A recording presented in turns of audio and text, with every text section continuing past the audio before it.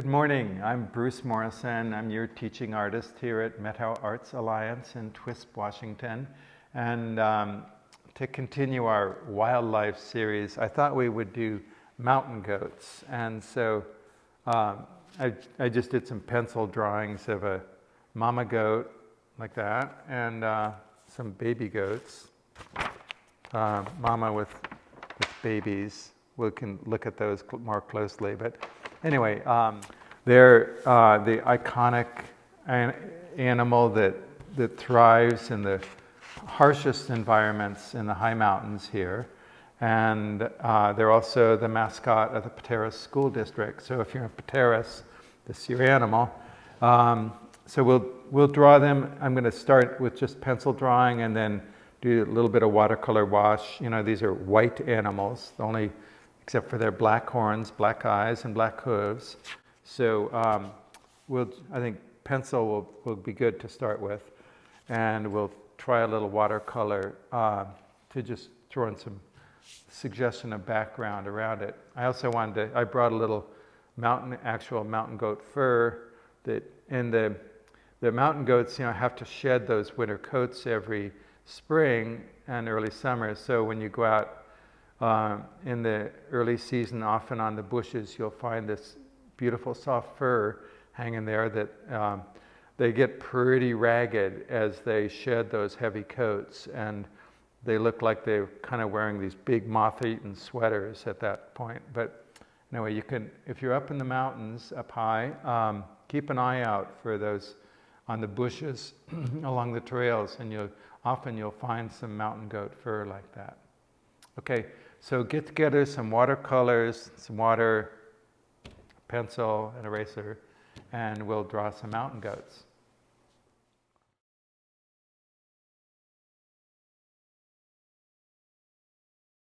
Okay, so I was going to start. Last night I did a little mountain goat sketch from looking at some pictures, and notice, with a white animal, it's really important to shade a darker background so they'll show up. And notice, this big, heavy, deep body, big, thick legs that taper down to narrower hooves. Their horns curve backwards, What else?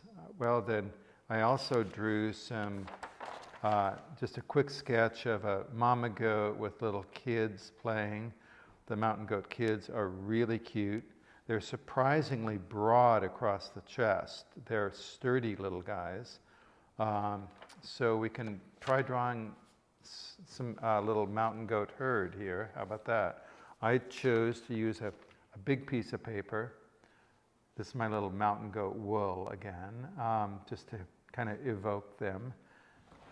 So let's see. So I'm going to do this in pencil and then wash a little watercolor on it. And the watercolor is a real good way to add that darker background around the edges.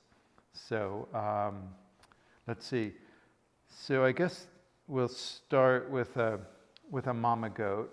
Okay, and so her body, I'm going to draw a light form for her body, leaving some room for some kids around her.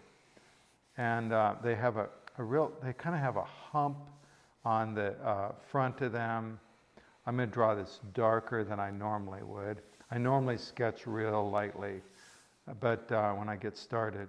But here, so you can see it, so you have a hump on the front that's part of this massive, they have very strong legs, both front and back.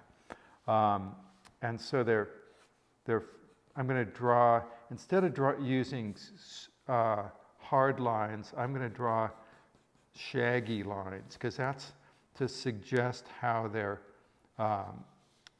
fur is. They're such furry critters.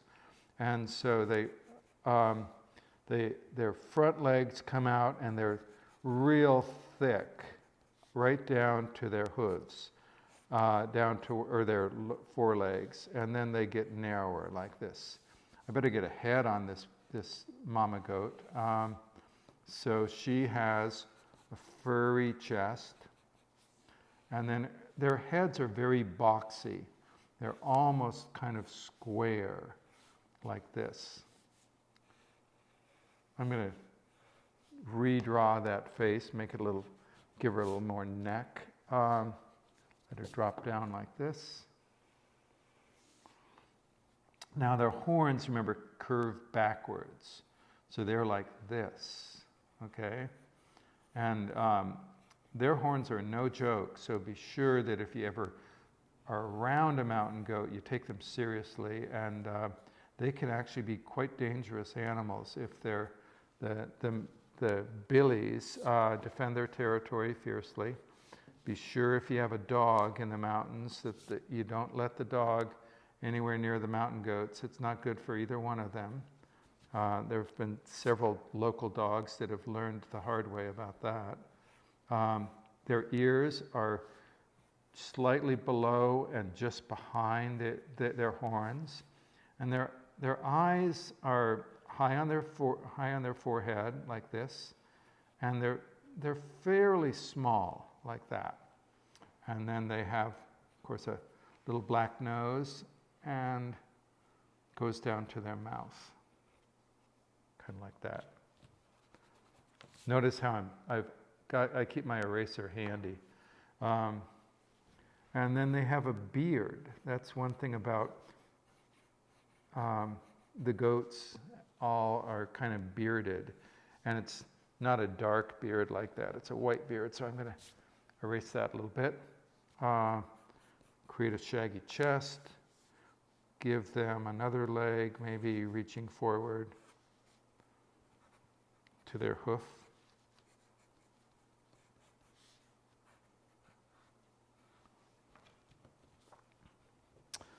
Their hooves have this special pad on them that allows them to really stick to rocks. I mean, most hooved animals, their hooves are designed to give them good footing, but mountain goats, because of where they live, have to be exceptional at that.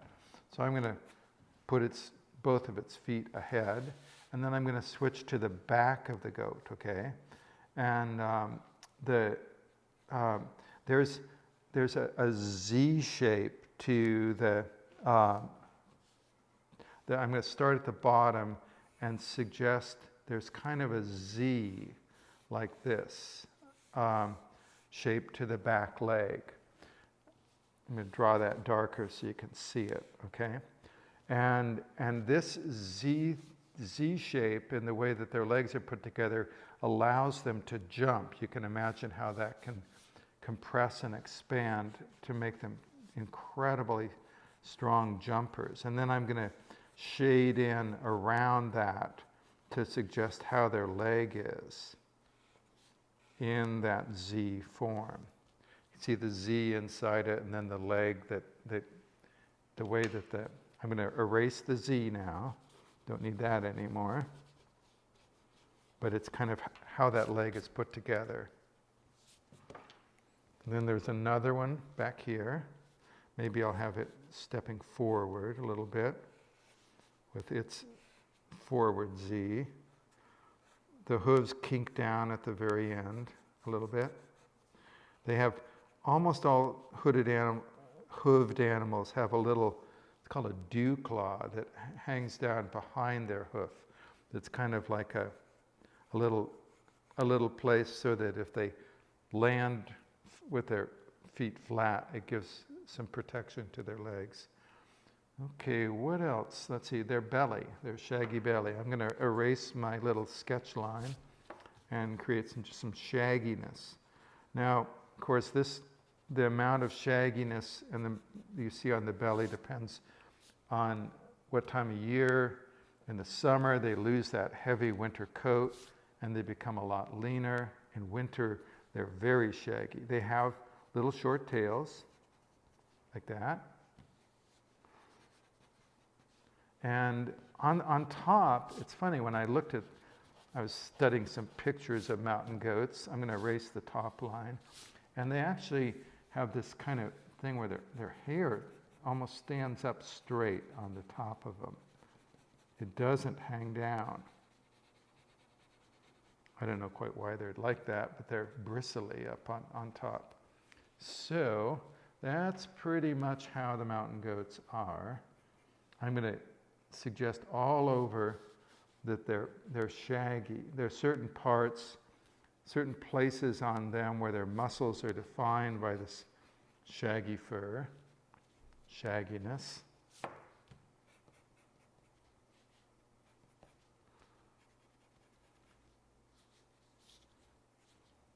Kind of like that.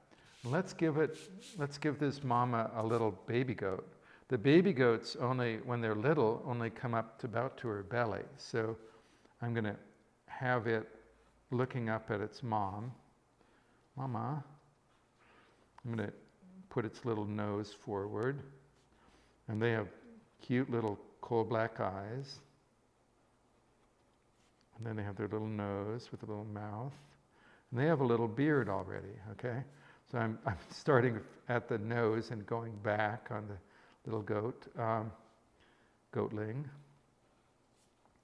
And then they have their sturdy little chest and sturdy little legs. They from the very beginning, they're sturdy little guys, down to their sturdy hooves. Another sturdy little leg back here, little goat belly.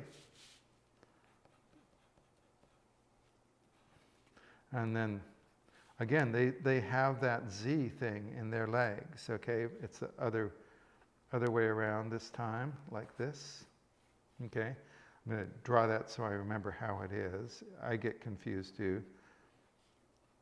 So they have this, around the Z, I'm putting the shaggy leg around it, and then it narrows to a hoof and a foot. I'll erase that Z now. It helped me keep track of where the bends are.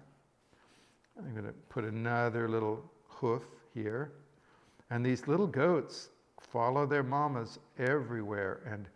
And their baby mountain goats are born in the month of May, and they are born on high ledges on cliffs. So they start out right from the very beginning being rock climbers, you know. They don't get any choice about it. And so that by the time they're an adult, they can go places that any person would be terrified of being.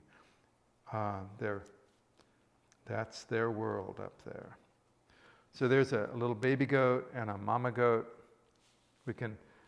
I can draw some more baby goats here, but I think instead I'm just going to use a little watercolor to give this some background. I'll get some water, my brush, let the brush soak up and drink, and I'm gonna use some blacks and browns for the mountains, but I want to suggest that there's snow on the mountains, so that's a little tricky, okay? So, but I'm going to start by stroking away from the goat with a rough black, okay? And I'm going to leave it a little bit light around the horns so the horns will still show. And I'm going to let my brush go dry a little bit so I can add texture to this.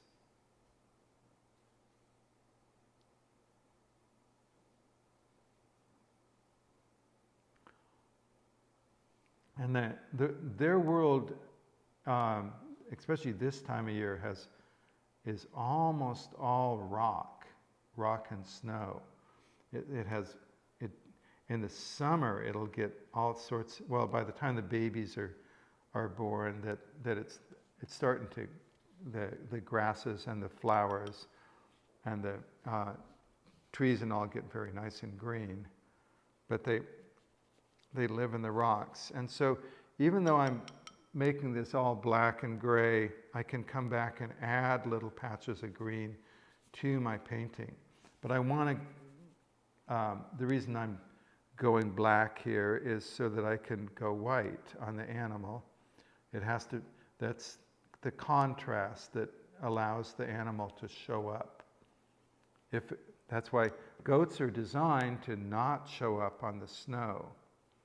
That's their camouflage. That's why they're white, is they live in a place that has so much snow.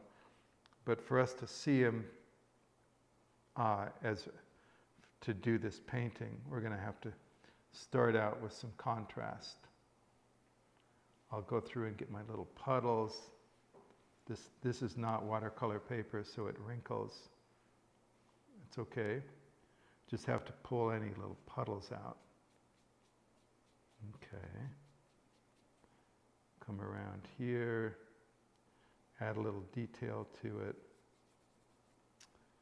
And then I'll come back and I'll get a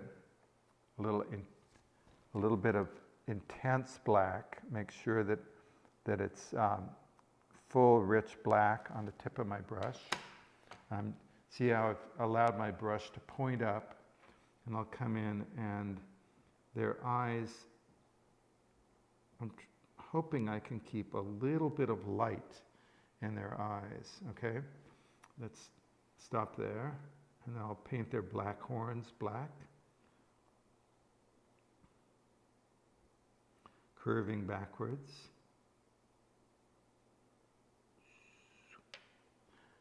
And a little bit of black around their nostrils. Whoops. Don't want that out that far. Notice I use my finger as a sponge there. Oops. Made the same mistake twice. And I'll just give them a little bit of a smile of a mouth. And the baby gets the same thing, okay? A little black, cool black eye. Try and leave a little spark of life. And I'll put a little black nose on him or her.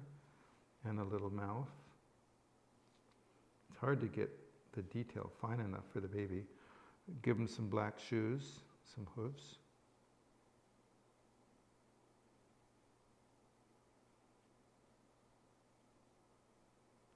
And I'm not worrying about getting them too precise here. Their hooves actually have two parts, like deer hooves. They have, I'll draw a hoof print down here. Okay, they're wider at the back, and they come to the front, like this. They have two pads with some space in the middle. For an animal this size, it would be bigger than that. Kind of like that. Okay, what else? So now I'm going to switch to brown, and I'm going to add a little bit of furriness to it, okay? And the way I'll do that is with a dry brush. I'll get a little brown on my brush, and then I'll kind of thin the brown out a little bit with some water. And then I'll squeeze the water out of the brush as much as I can and spread the brush. See how I'm squeezing it between my fingers until it spreads into furriness? Can you see that? Okay. And then I can take it and add some light. I'm going on the white, and I don't want to lose the whiteness of it. So I'm allowing this brown fur shading. I'll keep squeezing that brush. It tends to close up. Maybe get a little more brown on it. Squeeze it out again. And this is how I'll create my fur strokes. You can do this by shading with your pencil too, but it's a nice trick to have a brush, because the brush simulates fur better than a pencil does. And I'll just keep going around the mama goat until if you ever see a real mountain goat, they get pretty dirty. You know, they sleep in the dirt and they live in the dirt, so that by springtime their fur is not all nice and white anymore.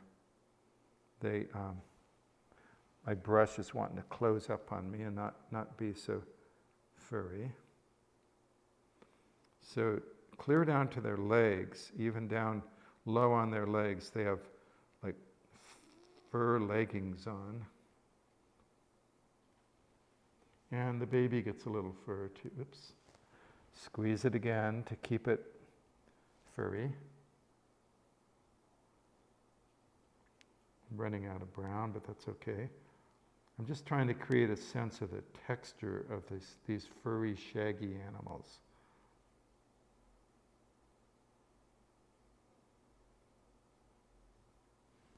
It's probably good. Now I want to give a little bit more shape and shadow form to the ears.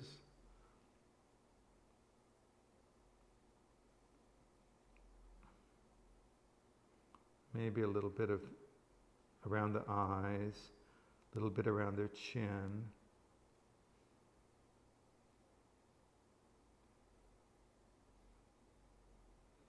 So you can see how with these white animals, I'm trying to stay as light as I can with their fur.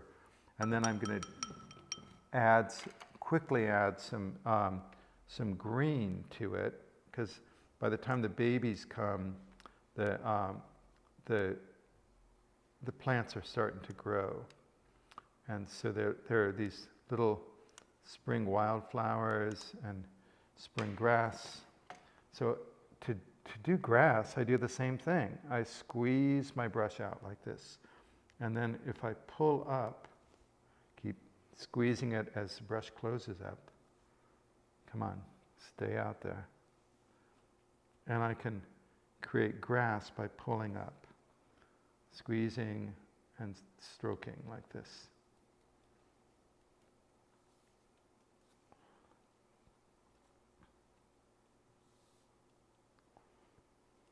Their little mountain goat world.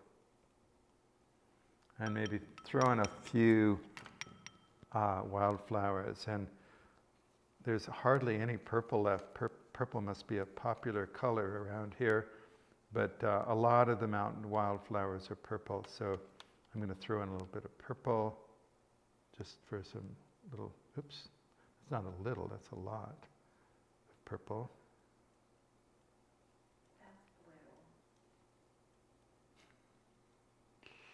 Okay, so I'm going to sprinkle some wildflowers, and I'm going to sprinkle some yellow ones in there too. The yellow and purple are some of the favorite mountain wildflower colors. So you could talk about, maybe we'll learn how to paint wildflowers someday too. Okay, that gives them enough of a pretty place to be, the mama and the baby. And I'm going to do one last thing, which is a mountain skyline up above, and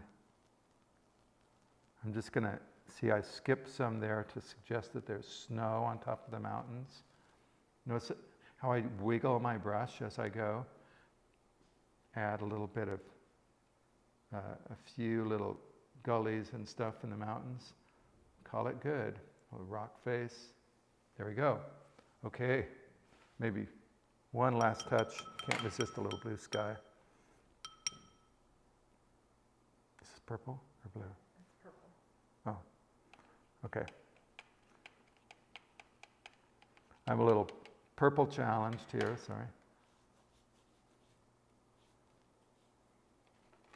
And again with the sky, instead of making it dark, I'm going to make it light with little gaps in it for the clouds. Okay. Okay, so here are little mountain goats. Look for them in the high country. They're hard to spot. Sometimes they come right down where we are, but most of the times they're hanging out on high ledges high above us, and they can see us, but we can't see them. But anyway, I enjoy working with you, and I hope you enjoy the animals out there as spring comes on. they start to come out, and those ones that have been sleeping or hiding or somewhere else all winter start to come out and be our friends again. So good luck spotting animals out there.